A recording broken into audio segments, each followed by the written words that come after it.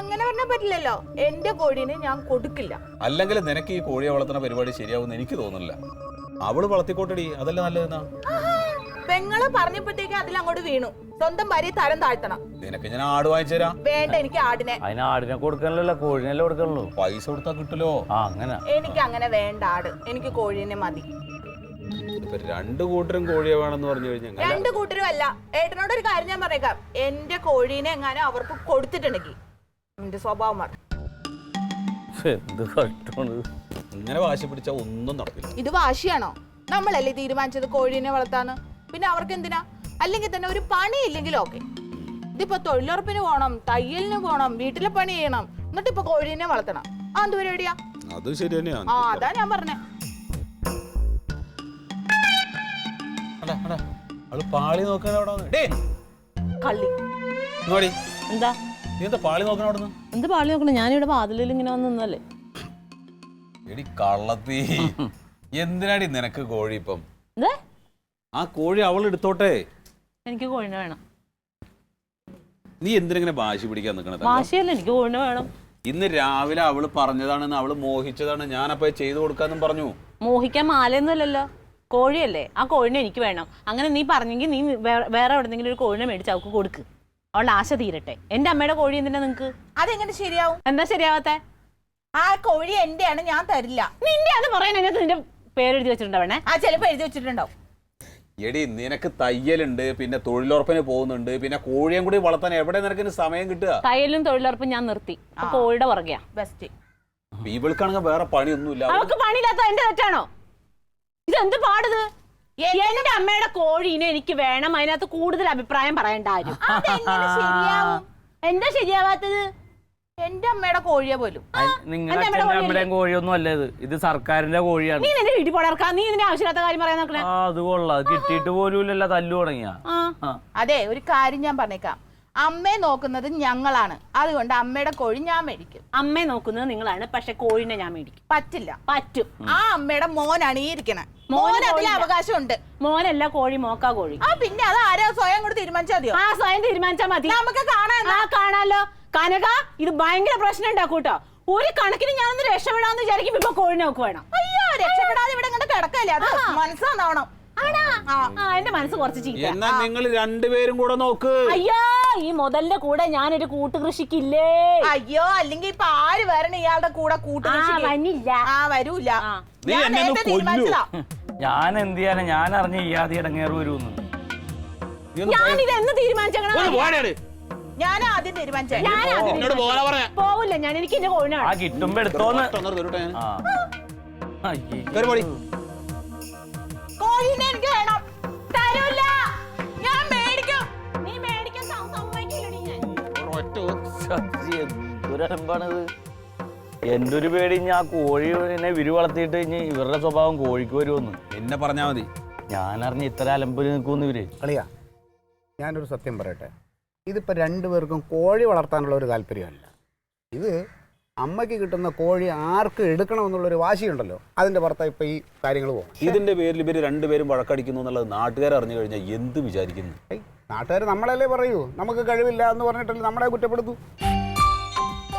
ഞാനൊരു കാര്യം പറയട്ടെ. നീ എങ്ങനെയെങ്കിലും പറഞ്ഞിട്ട് തങ്കത്തിനോട് അതൊന്ന് ഒഴിവാവാൻ പറ.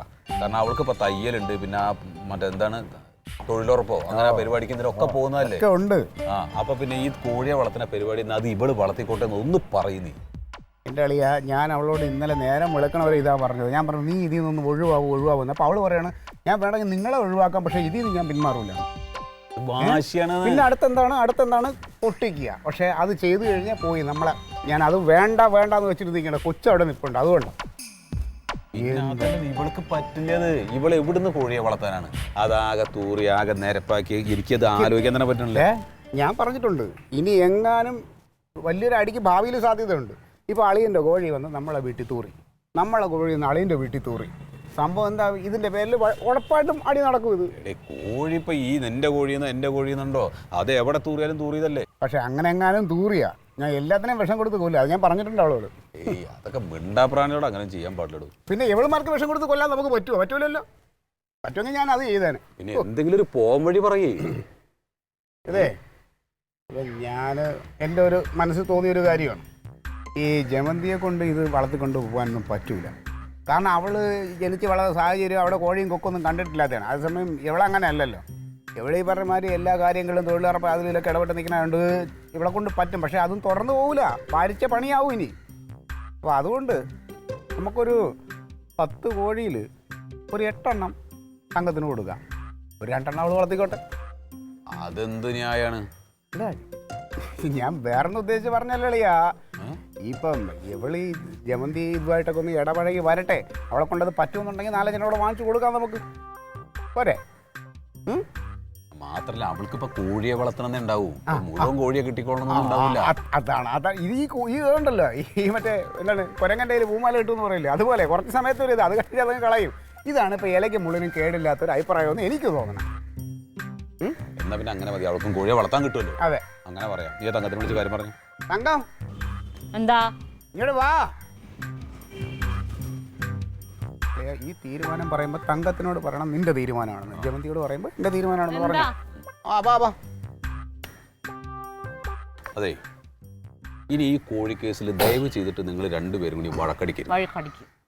ന്യായമായിട്ടുള്ള ഒരു തീരുമാനം പറയാടി, പിന്നെന്താ പ്രശ്നം? അങ്ങനെയാണെങ്കിൽ കുഴപ്പമില്ല.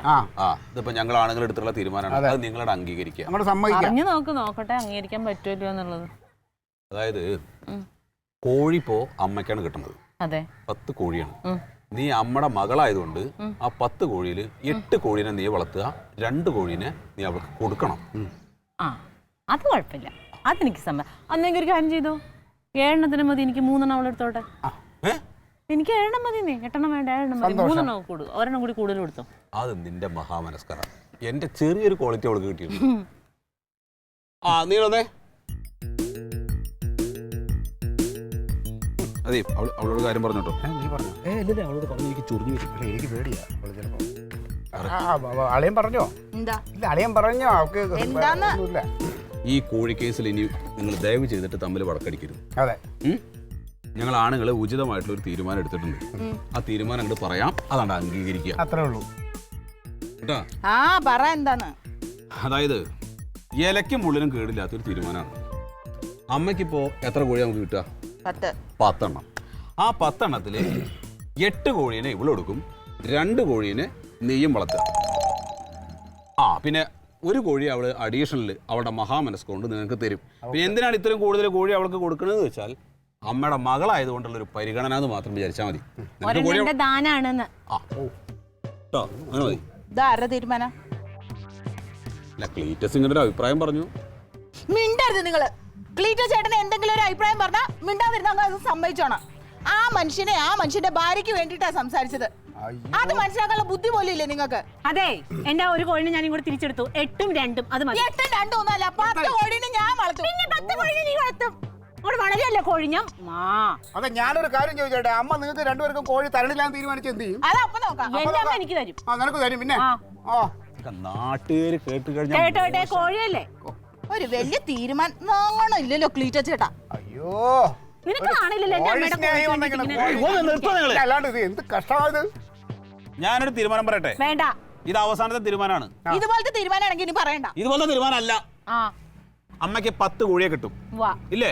അതിൽ 5 കോഴി നീയും പിടിക്കും, 5 കോഴി നീയും പിടിക്കും. തീരട്ടെ, പ്രശ്നം തീരട്ടെ. ഇതുകൊണ്ട് നടക്കുവോ? അത് കൊള്ളാം.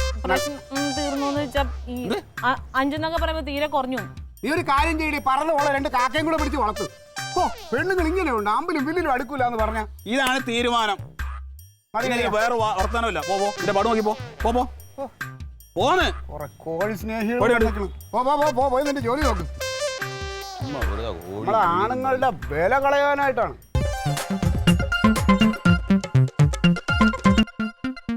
Alien versus Alien.